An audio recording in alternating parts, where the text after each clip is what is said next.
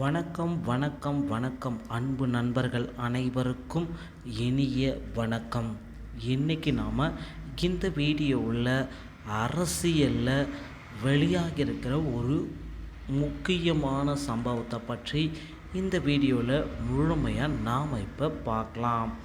So நம்ம சேனலுக்கு புதியவராக இருந்தீங்கன்னா ஒரே ஒரு சப்ஸ்கிரைப் அண்ட் பெல்லை மட்டும் கிளிக் பண்ணி வச்சுக்கோங்க.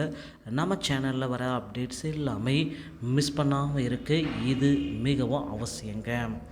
தமிழகத்தில் திமுகவுடைய முக்கிய அமைச்சர் பெரியசாமியுடைய அமைச்சர் பதவியை நீக்குவதற்கு முக்கியமான தகவல்கள் வெளியாகியிருக்கு.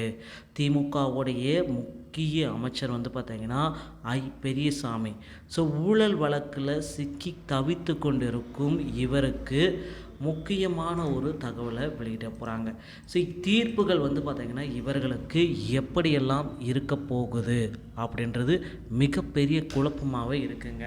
ஸோ ஒவ்வொரு நாளும் பார்த்திங்கன்னா திமுகவை இதனால் இரண்டாக பிரிப்பதற்கும் அதிகப்படியான வாய்ப்பு இருக்குது. ஸோ திமுக முக்கிய அமைச்சரான அக்கட்சியின் மொத்த அமைச்சராகவும் இருக்கக்கூடிய பெரியசாமி அவர்களுக்கு தற்சமயம் நீதிமன்றத்திலிருந்து ஒரு பரபரப்பான தகவல் வெளியாகிருக்கு.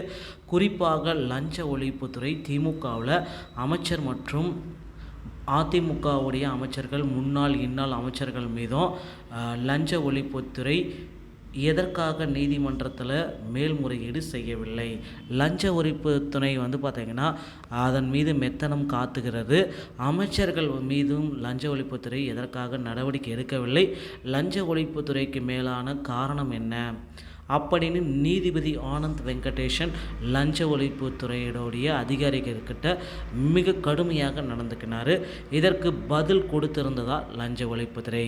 குறிப்பாக அரசு ஊதியம் பெறுபவர்கள் மீது வழக்க மேல்முறை பதிவீடு செய்ய வேண்டுமென்றால் அதற்கு உரிய அனுமதி உண்டுங்க.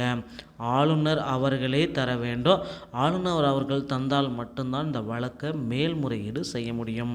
ஸோ பொது ஊழியர்கள் மீது உடனடியாக நடவடிக்கை எடுப்பதும் மேலும் அமைச்சர்களை நீக்கவும் அமைச்சர்களை நியமிக்கவும் ஆளுநருக்கு மட்டும்தான் அதிகாரம் உண்டு.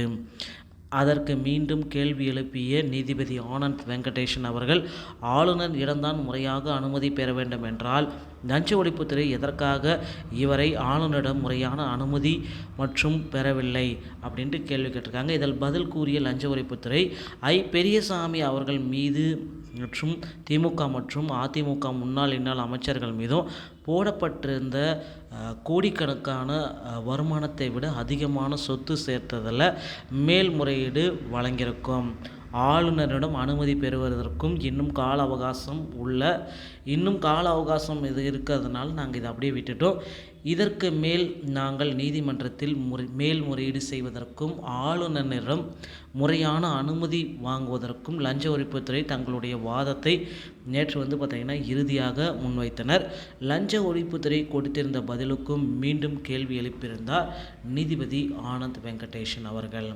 ஸோ மக்கள் மத்தியில் ஒரு அமைச்சர் சுத்தமானவராக இருக்க வேண்டும். மேலும் எந்த ஒரு பதவியில் இருப்பவராக இருந்தாலும் சரி, அவர் தவறு செய்தால் அவர்கள் மீது சட்டம் தன் கடமையை செய்ய வேண்டும். நீதிபதி ஆனந்த் வெங்கடேஷன் கடுமையாக உச்சரித்திருந்தார். இதனால் மேலும் நீதிபதி ஆனந்த் வெங்கடேஷன் இந்த வழக்கிற்குடைய தீர்ப்பு தேதி குறிப்பிடாமல் ஒத்திவைத்திருந்தார். மறுபுறம் லஞ்ச ஒழிப்புத்துறையை பெரியசாமிக்கு எதிரான மேல்முறையீட்டு வழக்கை ஆதாரங்களை கொடுத்து ஆளுநருடன் அனுமதி பெற்றால் பெரியசாமி அவர்களின் அமைச்சர் பதவி நீடிக்குமா என்பது கேள்விக்குறியாக இருக்குங்க. ஸோ இதை பற்றி உங்களுடைய கருத்துக்களை நீங்கள் எங்களோட பகிர்ந்துக்கலாம். நம்ம சேனலுக்கு நீங்கள் புதியவராக இருந்தால் சப்ஸ்கிரைப் அண்ட் பெல்லை கிளிக் பண்ணி வச்சுக்கோங்க. அடுத்த வீடியோவில் சந்திக்கிறேன்.